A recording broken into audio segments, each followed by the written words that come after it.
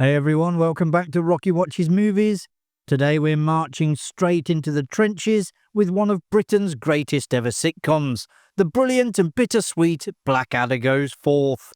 This legendary fourth series brought sharp wit, unforgettable characters, and pitch-perfect satire to the front lines of the First World War, creating some of the most iconic moments in British television history. But how much do you truly know about what went on behind the barbed wire? So tuck into some ratto van and let's charge into 20 things you never knew about Blackadder Goes Forth. Writers Ben Elton and Richard Curtis composed the episode scripts independently on word processors, later exchanging floppy disks to edit each other's jokes and dialogue. Curtis explained that they often worked separately, as being in the same room tended to result in discussions about anything except Blackadder. He also recalled that they adhered to a strict rule. If one of them removed a line for not being funny, that decision was final and it was never reinstated. One of the things the team on the earlier series of Blackadder consistently enjoyed was the strong sense of camaraderie. So it became something of a shock when tensions began to surface during Blackadder Goes Forth.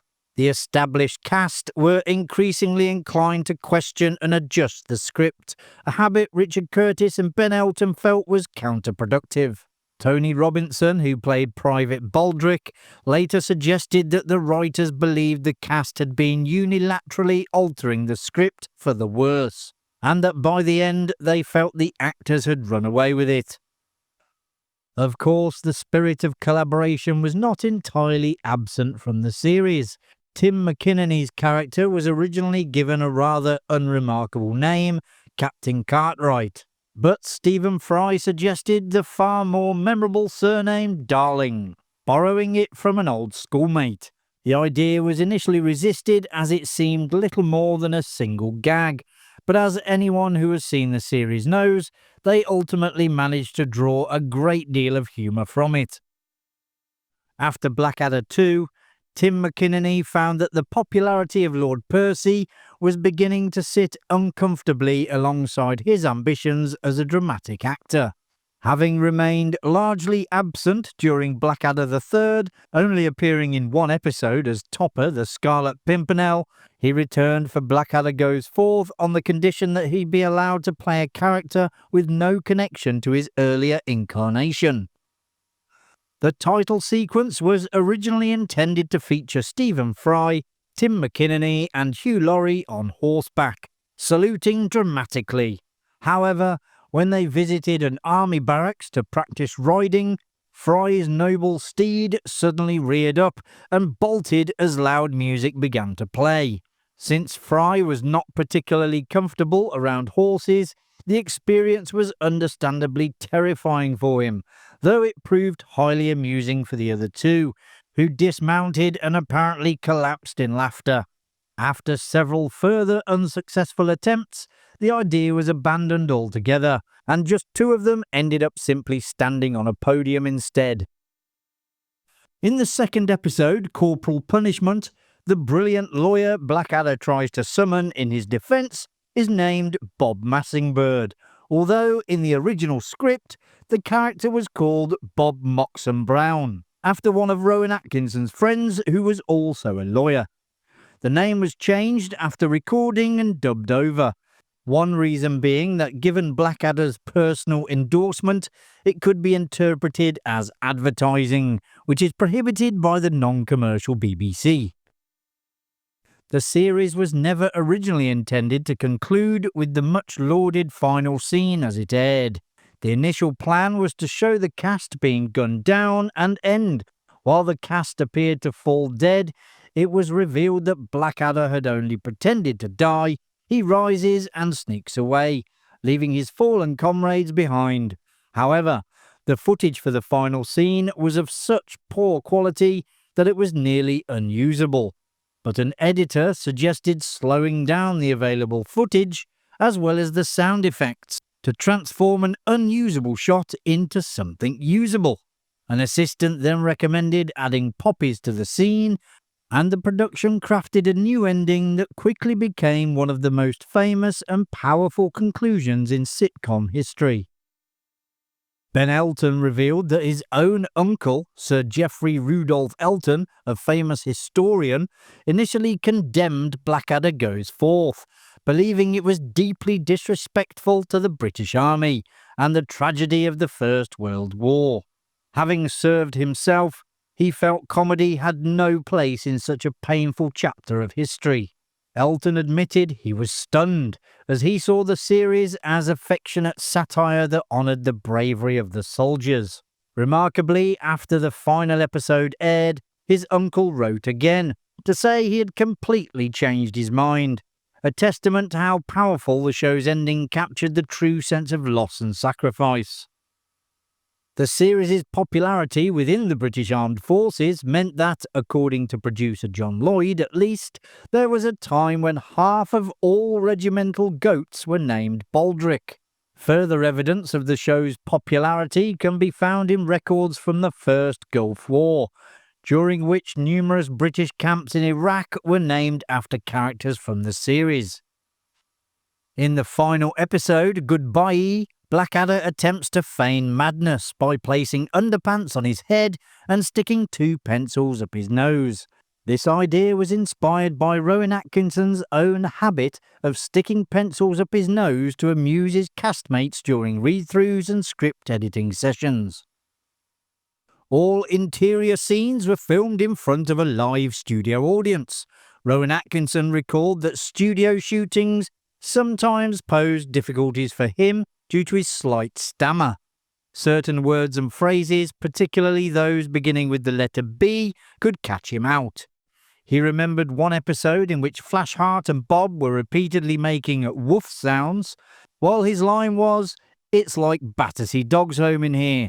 Atkinson explained that the B in Battersea was especially problematic, so the producer suggested he use Crufts instead. As Captain Darling, Tim McInerney adopted a nervous eye twitch, but the 6-week rehearsal and shooting schedule required him to perform the gesture so frequently that it eventually became involuntary. It took another 2 months for the tic to fade, and for a time he was worried it might never fully disappear. As the show was set during the First World War, suitable footage of aerial dogfights, such as those seen in the episode Private Plane, was difficult to obtain. The footage used actually came from the 1976 British-French war film Aces High, which starred Malcolm McDowell and Christopher Plummer. The film depicts a single week in the life of a Royal Flying Corps squadron, placing particular emphasis on the high casualty rate among pilots. Although it is now straightforward to create certain production effects using a simple digital filter, the haunting echo on the piano-based arrangement of the theme tune that closes the season was not achieved through digital means. Instead, musician Howard Goodall produced it by recording a piano played in an empty gymnasium.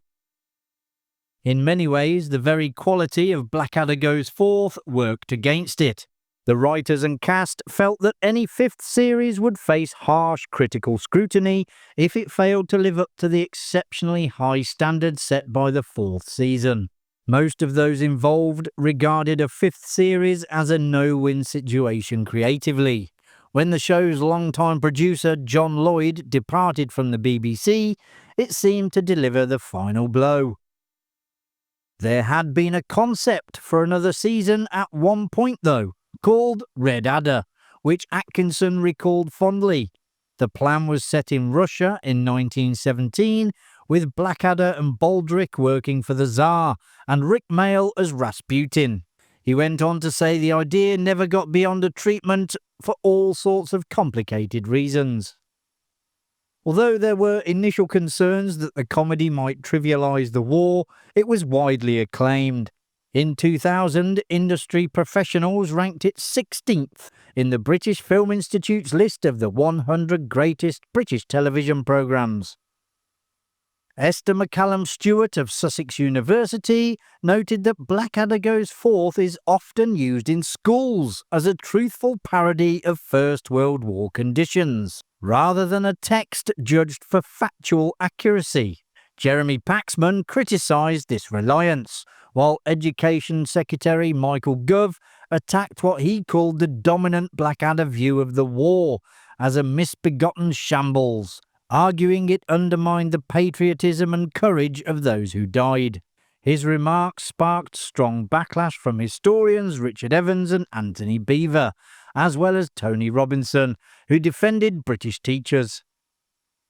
The series has long provoked the ire of some professional historians. Stephen Badzey observed that it consciously traded on every cliché and misremembered aspect of the Western Front. Richard Holmes, in his book The Western Front, argued that a well-crafted line of script can sometimes carry more weight than all the scholarly footnotes in the world. In recent years, several historians have sought to rehabilitate the reputation of the British generals in the First World War, yet they have struggled to challenge the enduring lions led by donkeys image that dominates British memory, and the reasons for its persistence are clear. Although the series is a timeless masterpiece, it wasn't perfect. Here are a couple of errors that slipped into the show. The episode Major Star depicts Russia having pulled out of the war before the USA entered. In fact, the treaty which marked the Russian exit from the war was signed in March 1918, nearly a year after the Americans joined in. In the episode General Hospital, one of the 3 universities Blackadder mentions is the University of Hull. However, the University of Hull wasn't established until 1927, 10 years after the events of this episode. And there you have it, folks. You now know a little bit more about Blackadder Goes Forth. If you enjoyed the video, which I presume you did as you got this far, hit that like button and subscribe so you don't miss any future videos coming to Rocky Watches Movies. Thanks for watching. I'll see you in the next one. Bye for now.